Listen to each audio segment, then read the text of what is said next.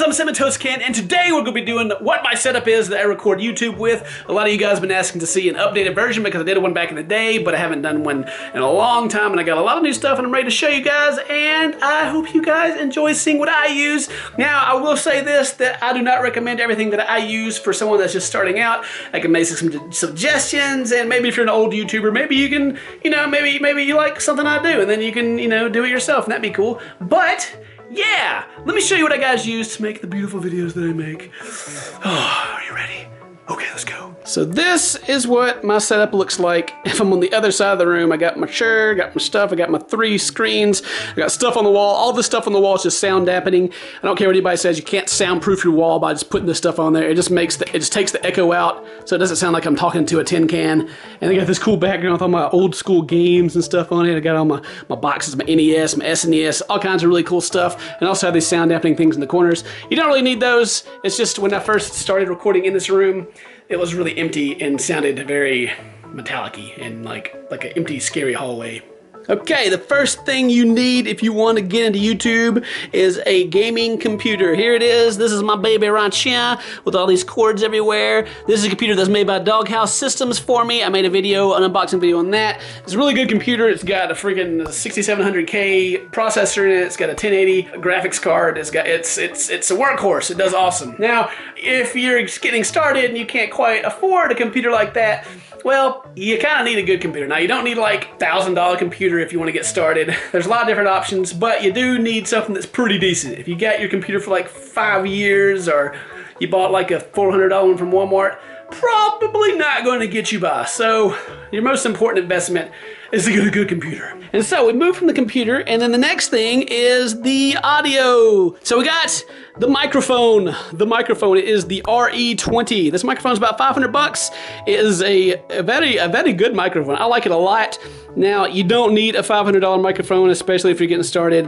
When you get over like $100 with a microphone, it doesn't sound much different from this one. Like, this one does not sound 5 times better, even though it's 5 times the cost. It's a good microphone, but like I said, if you just want to get like a $100 USB microphone, it'll be great. Like, this microphone is not what makes me sound like I do. Let's move on, and I'll tell you all about it. This is an XLR microphone, so it runs through here, and it goes to what is called a UX2. It's a USB interface. This XLR cord goes into that, it goes in there, it's got my controls, my gain, and then that cord goes into my computer via USB. Now, this microphone requires a lot of power to work, so I have to have this thing down here on the floor called a cloud, which boosts the signal and makes it to where you can actually hear me. If I didn't have that, I'd have to turn the gain here really high, and then that would give me that effect in the background and sound like crap. Now, when I said that the microphone doesn't make me sound like I sound like, what does? Well, with the UX2, there's a program called PodFarm, and it is basically a digital compressor, and it's got all the effects built in. So when you're talking, it adds these effects to it live, so you don't have to go into a program later and add the effects in, like your equalizer and all that stuff. Takes a lot to set up, but in the end, like whenever I'm on a Skype call or anything like that, if I'm talking into my microphone on my computer, then I sound like I do in a recording to everyone, which makes me feel pretty good about myself. Yeah, so you don't need a $500 microphone. You can just get you a good old normal microphone that's USB, so you don't have to worry about all that stuff right there, and you'll be great. Got 3 monitors, playing World of Warcraft because I'm a nerd. I got my Coke Zero there.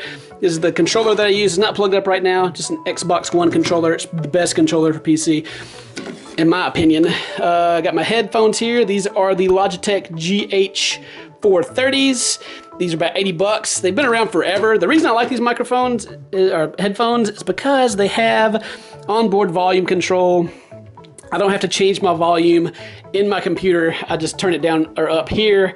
That's great because it doesn't mess with my recordings. Whenever if the game's too loud, I gotta turn it down. I don't have to turn the volume down, which then affects the game recording volume, and I don't have to balance that later. This is my preference. This is what I like doing. So then, moving on, we have the camcorder. This is the puppy that makes my beautiful face cams. Let me turn the light on so you can see. The Panasonic GH4 LUMIX, whatever. It is a DSLR camera, and if you like the way my face cam looks, the DSLR itself does not make the camera look like it does. It is all right here in this lens.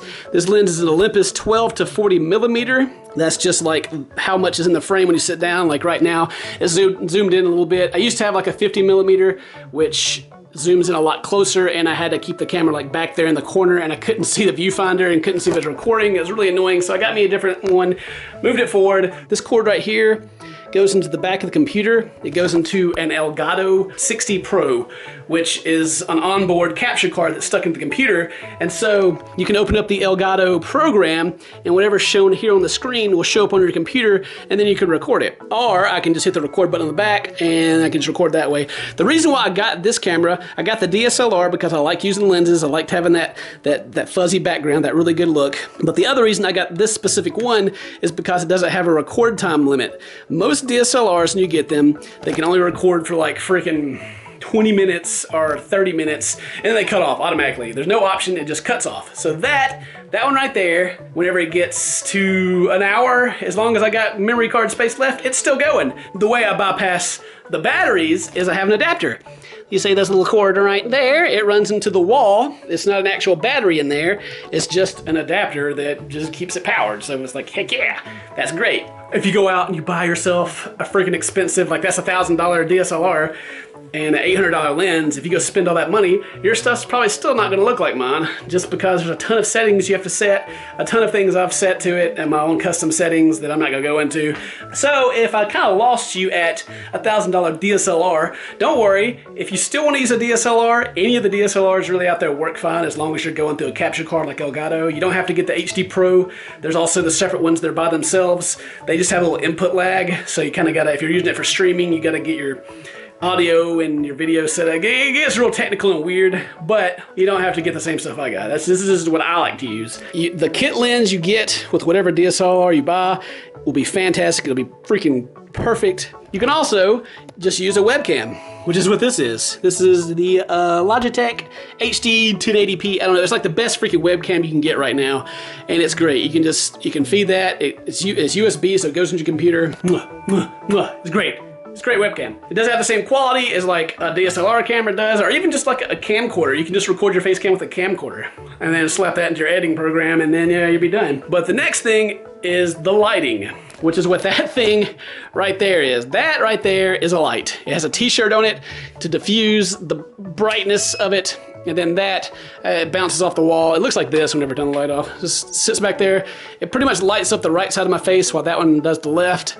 I kind of got it pointed at the wall to soften it up a little bit because it's very harsh to try to look at the camera with that behind it. It just kind of hurts your eyes, and if I move it to the side, it would give me like shadows in my face. I don't like that. So I have this freaking LED light. That gives me that little extra light on my face. The editing software I use is Premiere Pro. Adobe has this thing called Adobe Cloud where you give them $50 a month and you have access to all their programs. Photoshop, Premiere, the program that I use to record the audio if I'm not running it through my recording program is Audition. It's $50. You can use what you can do. You can do whatever you want. It's great. Man, I love it. There's a bunch of different things you can use for editing. I just use Adobe Premiere myself.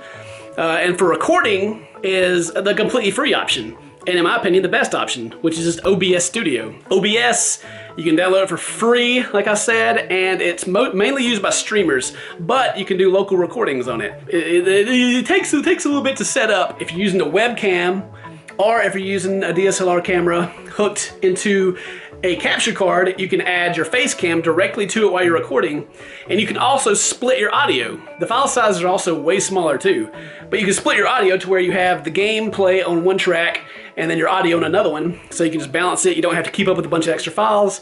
It's just real handy. It's real nice. So with all that put together, what it looks like when I sit down is I sit down here, I click on that little option right there in the corner. That's OBS. I'll open it up, I'll set my game or whatever I'm playing, and I'll hit start recording, and then I'll reach over here behind this camera. Oh God, you can see me. You can see me, huh? I reach over here right behind this camera and I'll hit record here, and then I'll sit back and I'll do a little clap.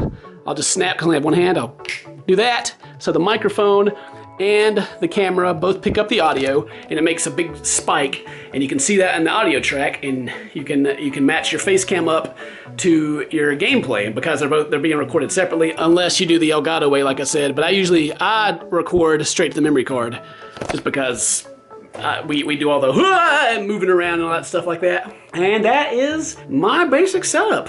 That is what I do. Yeah, and if you went out right now and you bought all of this stuff that I have, which would be quite a bit of money, and I don't recommend it, but if you did, you would have to spend like a couple of days, literally a couple of days, troubleshooting, get everything set up just the way you want it. I spent so much time going through, getting my camera set up the way I want it, getting my audio set up the way I want it, getting the gameplay recording set up the way I want it, just a ton of stuff. It does take a lot to get set up, but once you get it set up, just like I showed you, it literally takes me like 10 seconds to sit down, get everything ready, and then hit the record button. Simple as that. I guess before this battery runs out, because it's about to run out, I can show you guys Mary's setup. She's got a little streaming setup in here. And, oh, here it is, yeah, woo, pretty. This is her DSLR camera.